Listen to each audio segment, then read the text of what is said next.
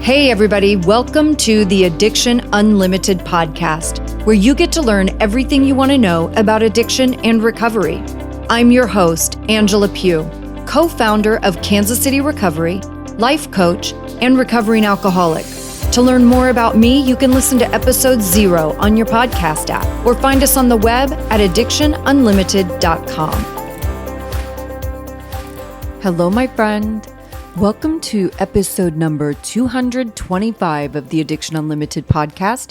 I'm your coach, Angela Pugh, life coach, recovering alcoholic, and entrepreneur, and this is a coaching podcast. I've been fully committed to personal development since I got sober in 2006. And let me tell you, I had relationship problems, money problems. I was codependent, unhealthy, irresponsible, lazy, and had zero self-esteem. And when I had to face making this massive change in my life by quitting drinking, I knew that everything else had to change too. So I buried myself in recovery and made a commitment to be a better person. I read hundreds of books about creating change. I got in a recovery program and I showed up every single day. I followed the guidance of people who knew better than me. I hired people to help me when I needed to, coaches, etc. And day by day, I changed my whole life. And what I've learned in this process is there's nothing I can't do. There's nothing you can't do. So every Wednesday, I release a new episode to help you improve your life and improve who you are as a human being so that you can be happy and have the life you want. I'll tell you what works. I'll tell you what doesn't work. I've made all the mistakes, so I definitely know what doesn't work. I'll share all of that with you so you don't have to go through all the struggles I did. You can get the fast track to feeling better, loving your life, and loving yourself. That's what we're doing here. And thank you for spending some time with me and having your earbuds in. I hope you've got earbuds in and you are doing the workout of a lifetime right now as you listen. Or maybe you're taking a run. Maybe you're in the car going somewhere amazing. But thank you for spending some time with me. I'm so glad you're here with me. I've had some really amazing things going on, you guys. You may remember I turned 50 last month in June 17th is my birthday. I turned 50 and a few weeks ago, I had a party and I invited people from my online community. So I do a 6-week coaching program and I have a membership community called Sober Society. And my Sober Society VIP people and my 6-week coaching clients from all over the years, right? Like everybody was invited to come and share in this party with me. And it was the first time I got to do a real like in-person event with people from everywhere because I work with people all over the place. And it was so incredible to invite everyone to come. Of course, not everybody could come. We've got schedules and work and kids and it's summer and a lot of people are traveling with kids and doing their vacations and all that good stuff. But just to have the opportunity to put the invitation out to my community of people who have worked with me, because when we work together like that, we really form these incredible friendships. And and we're all like, we text each other. I mean, we're friends, like I am the coach for sure, but we form a bond and these are relationships that can last a lifetime. And I wanted to start doing in-person sort of events in 2021, right? And this is exactly what we're talking about today, how to stay engaged and inspired in your life. One of the things that I want to do in 2021 was start doing in-person events. I wanted to get out in the world and start meeting my audience and meet people in real life and talk to you and know who is listening to me when I put out these episodes every week and just have a greater sense of connection. And that was something inspiring to me. But unfortunately, as usual, coronavirus had its own ideas of what was going to happen in 2021. So, all of those plans got pushed to the back burner. So being 2.5 years into coronavirus and finally getting to put a small event together where I could meet people was truly phenomenal. And it was an incredible night, and so many people showed up, and to get to hug people in real life and really just foster that greater sense of connection, not only seeing each other on Zoom in our individual sessions or our weekly group coaching experience in Sober Society VIP, but to really be sitting next to someone and to see them and feel their energy and get to know them even better. It was truly phenomenal. And I'm so grateful for everybody that came. And we are going to start doing more stuff like that. And actually in September, I'm going to do another small event to do a mud run. We're going to do Rugged Maniac. So really looking forward to that also, to get a little athleticism in there. Not that you really have to be that much of an athlete. They have obstacles, but I guess from what I understand, like if there's an obstacle you can't do, you can just go around it. I'm sure there will be a few I can't do. I like to work out. I'm a strong person, but I've never done an obstacle race before, and I'm not racing. I just want to be clear about that. Like you run and all of that stuff. I want to go get muddy with my friends and have fun. So we're going to do that in September. I'm really looking forward to that. But I love this topic with, again, how to stay engaged and inspired in your life. I love this topic because it is so hard right now, especially with everything that we've been through in the last couple of years. And doing this little party for my birthday was just a huge reminder of how much I miss events, because I've always done different events, conferences and educational things and retreats. All of that stuff has always been a big part of my life for many, many years. So to not have, and I'm an introvert, right? Like I like to be tucked away in my apartment with my dog. That makes me very happy too. And it took a while in coronavirus for it to really sink in for me that I missed that stuff. And now missing events and connection is fully engaged for me. Like I really have to start doing more of that stuff.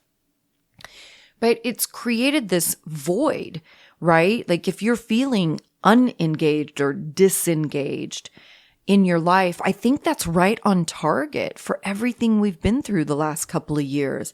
If you're feeling a little lost or not sure what happens next or what you should do next, not loving everything exactly the way it is, whether that's your routine, your relationship, your job, if you're feeling uninspired and a bit flat, I'd say you're right where you're supposed to be.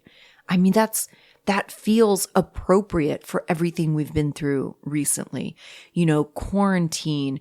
So many people lost their jobs. And even if you kept your job, it changed, right? Going to working from home, working remote, whatever that looked like for you. And quarantine, not only being quarantined, but think about how much that affected your relationships, right? If you had to isolate together, that puts a lot of pressure on anyone. That is challenging to be kind of on lockdown with somebody 24/7 and with your kids. Like there is so much stress in that, and financial stress.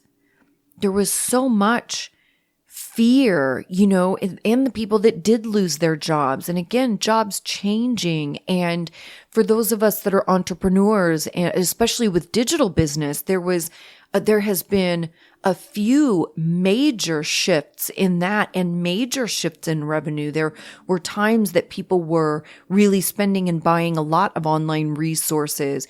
And then currently it went to nothing, and that brings up a lot of fear because you have no idea, like, oh my gosh, what's happening? When will this be over? How is it going to be a couple of months down the road? Do I need to consider something different? Is this not going to be revenue for me anymore? Do I need to change everything? Like, there's a lot that comes up.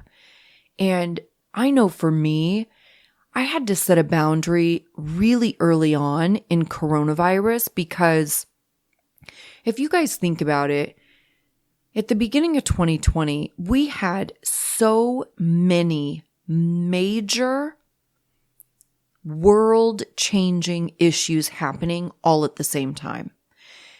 It was BLM, there was Me Too, there was the presidential campaigns and elections, coronavirus and all the uncertainty and fear and death that brought. I mean, there were so many huge, huge things happening all at the same time. And my anxiety just couldn't handle it. I had to set a boundary pretty quickly to stop watching the news. And news loves to catastrophize everything anyway, right? They want to scare you to death so that you'll be glued to the screen. And honest to God, I just couldn't take it. I had to shut it down. I had to disconnect myself from the news. I had to find other ways to kind of know what was going on. I have a lot of very smart people in my life, and I really relied on them in that time to kind of keep me in the loop and to talk about things and to learn about things. I also think some of those issues were so big. For me, it was a really great time to just get quiet. You know, I really wanted to be quiet and soak up information and really learn where I could be better, how I could be better as a human being, how I could really facilitate change in my piece of the world and making things better and more amicable and more full of love, because that's what I care about, is everybody just loving each other. But I had to create that boundary because my anxiety was getting so out of control watching the news, and my head was just spinning, and I just couldn't take it. Like, it would have thrown me in a tailspin that could have been dangerous. So I had to have that boundary, and I just shut it down. And it was one of the best things I could have done.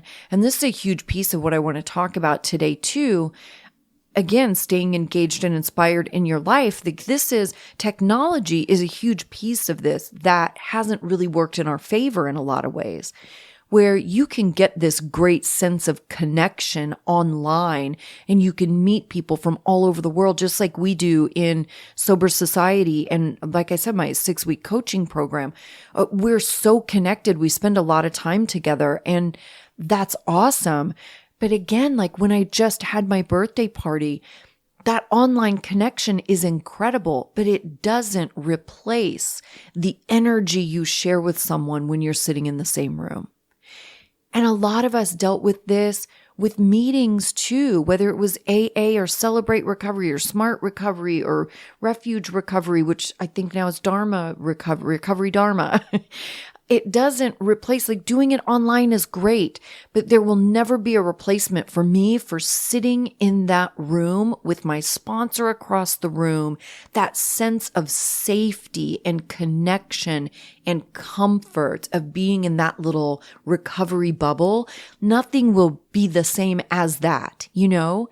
And technology saved us in a lot of ways through all of this too, but it does allow us to disconnect a little further from the real world and the in-person world. And think about this too, just how much things have changed over the years, and not even just technology, but the sense of connection with people and camaraderie in neighborhoods is very different also. You know, like we pull in our garages and close the door. So there's no it's not like it used to be when I was a kid and you pull in the driveway and like your neighbors were outside and you say hi and you chat for a minute on the lawn before you go in. Like everybody knew each other, you know, like you don't have that so much anymore. And now I think too, like we have beautiful coffee shops and co-working spaces and all these things. So I don't even think we have people over to our houses as much as we used to. You know, even when I was in my 20s, like when I was in my 20s in LA, you know, we did things at each other's house. You hang out at each other's houses. There were dinner parties and things like that. And I know some people are still doing that stuff, but I feel like it just doesn't happen as much as it used to. And I think about it now too, and it's like, I don't know that anybody would show up to somebody else's house uninvited. You know, like when I was young, that was normal. Like it was totally normal to just have a random knock on the door. And, you know, my parents' friends were just driving by and thought they'd stop in and say hello. Like that was normal. And like to my dad, that's still normal. Like my dad can just be sitting in his house, have a knock on the door and be like, oh, let me call you back, babe. So-and-so's here. I'm going to chat with them for a while. But like that doesn't happen anymore. You know, like I can't imagine anybody would show up at my house unannounced, you know, nor would I be welcoming of that. You know, like I want to know, I need advance warning. But you can see all these little pieces have played a role in us disengaging from our community and from the people around us. And you guys, human beings are pack animals. We are made to be connected. So I just want you to think about that when you're feeling disconnected or unengaged in your life. I want you to think about this first, like how much technology is playing a role in that. Like how much anxiety do you get when you're not looking at your phone? And I catch myself with this a ton, you guys, where I have gotten caught up in that instant gratification or impatience. Like there's so many components to it, but the second I have downtime, I immediately want to grab my phone and look at something. And I've really been catching, I'm like, what is going on with you, dude? Like just chill out for a second. You know, like even if I'm in the car and I just get stopped at a red light, I'll immediately grab my phone to look at something. And I'm just in my head, I'm like, what are you doing? Chill out. Or when I'm watching television and a commercial comes on, immediately grab my phone.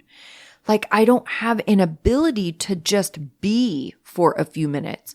And I've been working on that a lot because that makes me uncomfortable. I don't want to be so reliant on my phone where my anxiety goes up when I'm not connected to it. That's the thing I don't want to happen because I got to watch my anxiety anyway. I already have anxiety problems, you know? And what have you heard me say 1,000 times? If you want to change a behavior, you have to take an action to directly counteract the behavior. So for me, when I catch myself feeling some anxiety and wanting to grab the phone, I have to take the action of not grabbing the phone and doing some self-soothing stuff, right? Work on my patience, work on chilling out, have that conversation with myself, take a few deep belly breaths. I don't need to be dependent on my phone or my tablet or my computer, right? I need to be able to manage myself. So I have to work on that anxiety. And I've been doing that lately because it's weird. Like, I don't want to be like that. I don't want to be all weird and fidgety the second I have downtime. My desire is to be calm and to feel good. And I also don't want to make other people feel weird if I'm constantly reaching for my phone, even in group settings, right? I want to be engaged with the people around me, not in my phone. My phone or the internet, however you want to refer to it, doesn't need to play that big of a role in my life every single second. So something else I really want you to think about, and we do this a lot, I talk about this a lot in two different major areas. One, in my 6-week coaching program, I talk about this a lot. And also every year in January, I do New Year intentions. And I typically do like a webinar or a workshop or something totally free, but we just talk about our intentions for the year. And this is something that is a major focus of that. And that is life domains. And when you are feeling uninspired in your life, when you're feeling bored, not fulfilled, not stimulated, not challenged, everything's a little bit flat, right? You're not super happy with anything. Even if, like, let's take your job, for example. Even if you have a job that you enjoy. And I had a client a couple of years ago and I was on a call with her and she did just a single session with me, just one coaching session. And I don't even do that anymore, but, she did one coaching session with me, so we're trying to dig through a lot of things. And For me as a professional, I'm searching for different things than what you're looking at, right? So because I have to get to the root of what's really going on with you so that I can offer you a solution to that, because ultimately getting to the root of it is what is going to give you relief and make you feel better. So I'm asking questions and searching for different pieces of information. And she had said to me, she was a trained chef. She had a great job. She's like, I like my job. I work in a great place. They're good to me. My pay is good. This is what I'm trained to do. I love food and being a chef. So she was satisfied in all those pieces of her job. And what I heard as she was talking, and she was talking about her routine, what I heard was she just wasn't stimulated. She was bored. And that's possible, you guys. You don't have to dislike something to be bored with it. It doesn't have to be a bad situation to no longer be stimulating. That also doesn't mean that, like, I told her to quit her job, right? Because that's not necessarily the solution either. But it's to recognize that maybe your job, even if it is really good to you, even if you really like your coworkers and you really like your boss and the benefits are great and the pay is great and you have some flexibility, it can be the perfect job, but that doesn't mean it doesn't get mundane. That doesn't mean it doesn't get monotonous, right? Doing the same thing, being in that routine. So that was something that we got into, is, how she could shift things up even at work so that she could be stimulated again. Because that's what happens, is your brain kind of gets a little dormant, because you're doing routine. So your brain doesn't have to be engaged as much because it knows what you're doing. You're on autopilot. Have you ever driven and you're going somewhere and you get there and you don't necessarily remember all the moves you made to get there because you were just lost in thought? Because you're on autopilot. You've done it a million times. So your brain doesn't have to engage so much. The other piece for her is that she wasn't focusing on all of her life domains. And this is one of the biggest mistakes I see people make in life. All life. For every reason that somebody reaches out to me to be their coach, not just addiction and recovery. I work with a lot of people for a lot of things. And this is one of the biggest mistakes, life domains. Meaning, we have all these different areas of our lives, okay? And I'm going to give you the rundown really quickly of the 5 life domains: spirituality, family, work, health, community. Those are your life domains.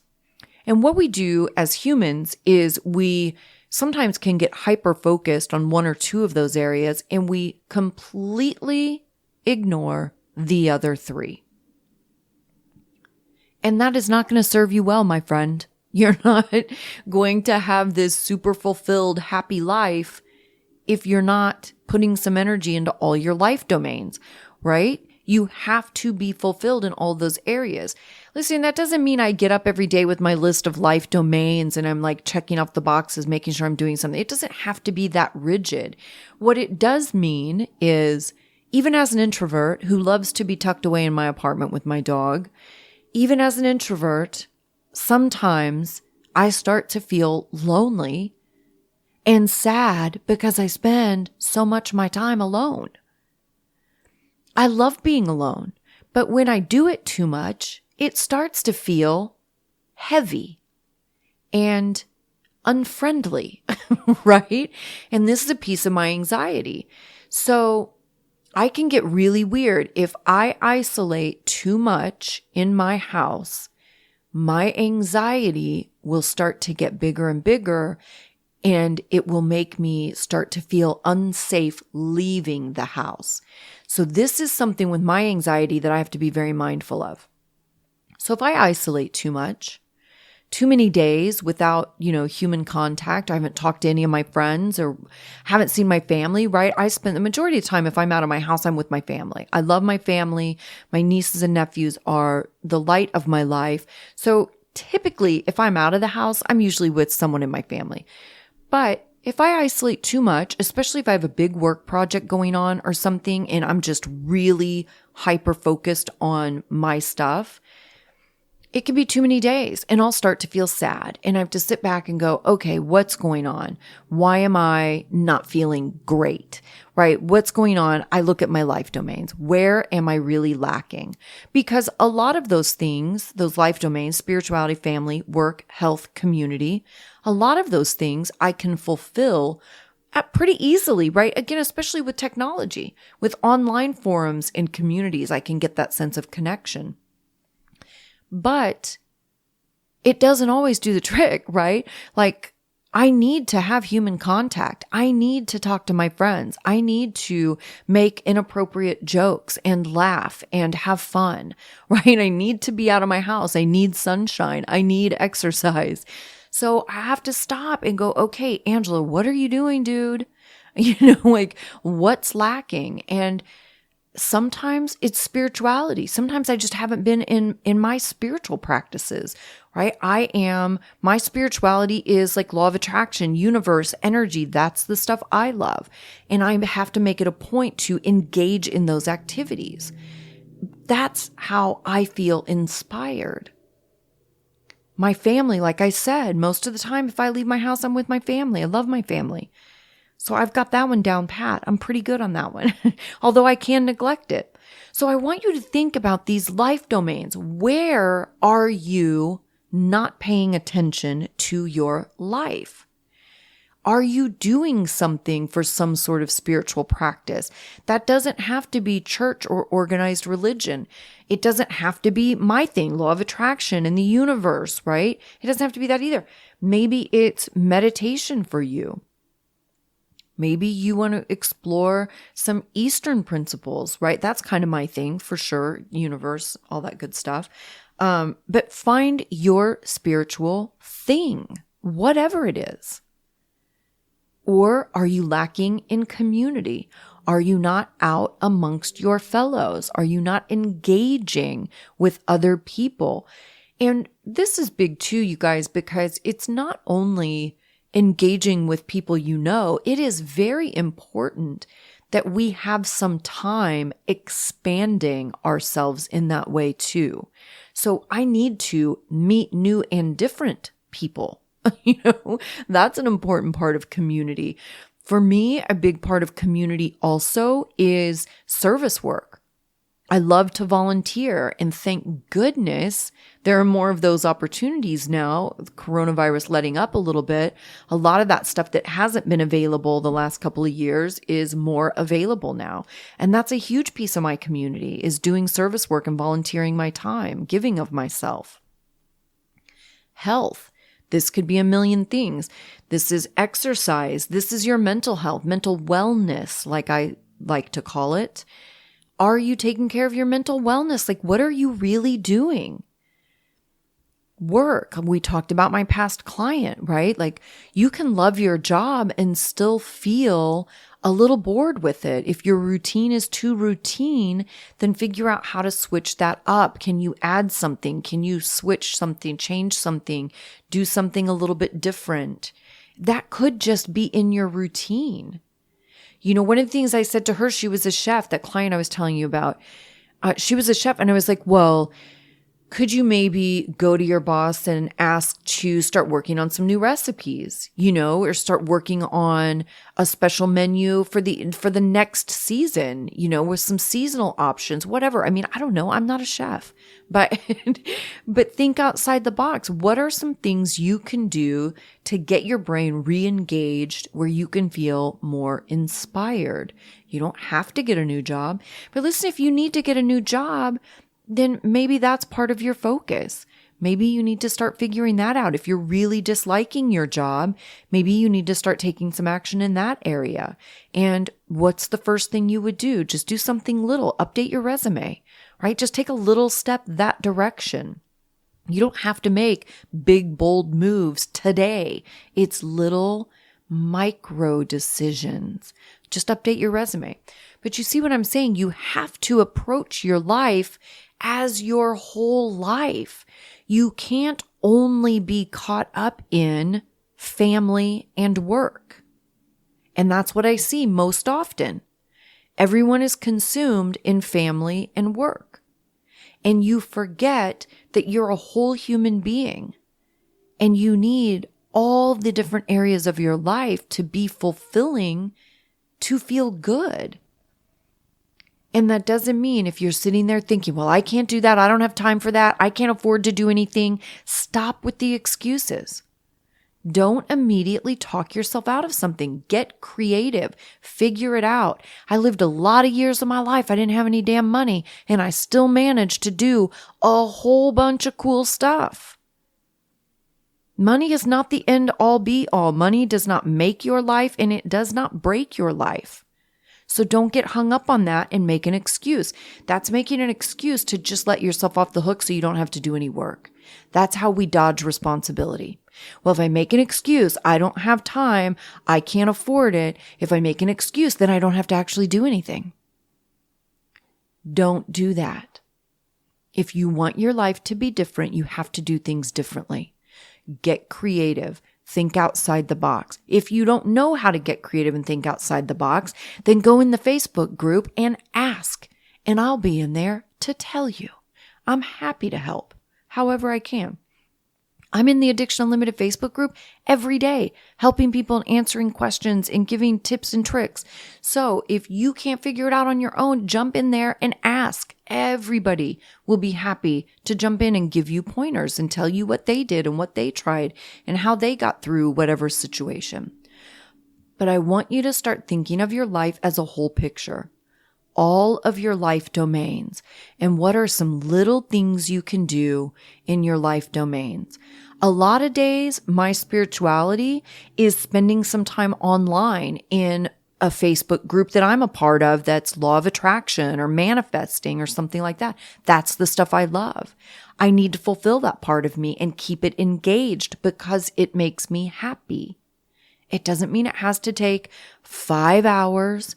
It doesn't mean that it has to be a big old pain in the buns, right? You just find ways to engage in all the life domains, however it works for you.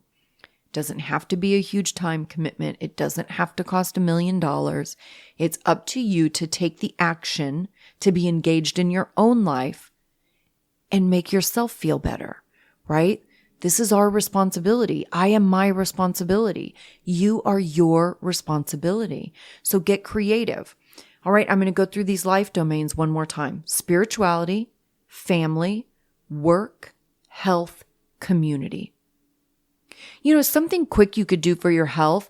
I've talked about this before. When I started really wanting to make lifestyle changes in my food habits, I made one rule. Just one thing. This is how it all started for me.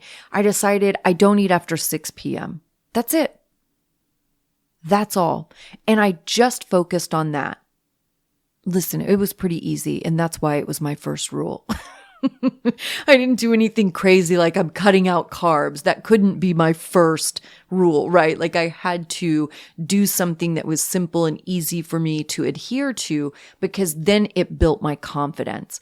But it took energy. I had to think about it. Like I had to think throughout my day, like, okay, I know I'm not eating after 6. So I had to make sure that I got my last meal of the day in before that. And I had to think through, what am I going to have? And is it ready? And do I have it? Do I need to go to the store? Right? It was a commitment and it required some sacrifice because I had to have some awareness of what I was doing and sacrifice a little mental energy to make sure I could stick to it. Right? And it was huge. That was a game changer for me. That's my health life domain. See what I'm saying? It can be small. It doesn't have to be anything crazy. Life domains. Okay, this is the key. If you want to be engaged and inspired in your life, you have to approach your life as a whole picture, where most of us lay dormant in many of those life domains and we are consumed with family and work. So I want you to think about this. think about small things that you could do. Or if you are a goal getter going big all the time and you've got the resources and you've got the time, then go big if that's your situation. And think about what you can do. Maybe you're hiring a life coach today and you're like, let's do this thing. I want to knock this out of the park. Let's get started. I'm ready to go right now. Then do that. But if you're another type of person that requires baby steps, do baby steps. But focus on all your life domains, okay? And that's how you're going to boost. That's how you're going to boost feeling inspired and motivated. And that's also how you really get engaged in living your life actively, not passively. I hope you're having a fantastic day. I really want to see you in that Facebook group. I'm happy to help you with anything. Put your questions in there. I hope you're having a fantastic day, and I'll see you next week. You've reached the end of another great episode of the Addiction Unlimited podcast. Candid and honest conversation about addiction and recovery. Be sure to visit us at addictionunlimited.com to join the conversation and access show notes and links to everything we talked about. Love this episode? Please take 30 seconds to subscribe, rate, and review on iTunes to help us improve and give you the information you want. Thanks for listening. See you next week.